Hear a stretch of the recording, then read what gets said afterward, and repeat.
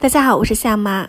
今天呢，跟大家分享一个馒头的基础版本，如何让蒸出来的馒头光滑有弹性，而且内部组织非常的蓬松。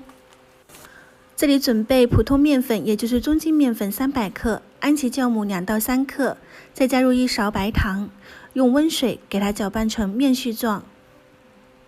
这里的温水比例大概是150毫升。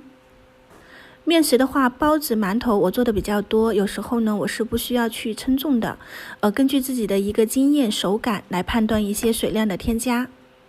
这里分享一个，其实我们用水给它搅拌成面絮状之后，再去揉面是不沾手的。揉成面团后，给它发酵1倍大小。1倍大小的话呢，就是发面，属于半发面的状态。给它撒一点干面粉，揉搓里面的气体，因为在我们做的过程中，这个面团也是会形成一个发酵的一个状态。做馒头比做包子要稍微的费时费力一点，因为我们要把里面的一个气孔全部排出来，这样蒸出来的馒头才会有嚼劲细腻。揉到里面没有气孔，再给它分成面剂。可以看一下切面是没有气孔的，这样就揉到位了。再撒一点干面粉，我们反复的把每个面剂揉搓。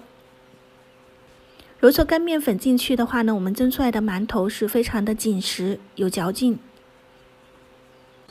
再给它搓成一个馒头剂子，放到蒸垫上面，下面需要刷上一层油，防止粘底。进行20到30分钟的2次发酵，拿起来手感变轻，而且可以看到体积变大。像这样的话呢，就进行了2次发酵，我们就可以上锅蒸。我这里用的是蒸烤箱，蒸了25分钟。蒸好后，我们需要焖上2到3分钟，再揭开盖子。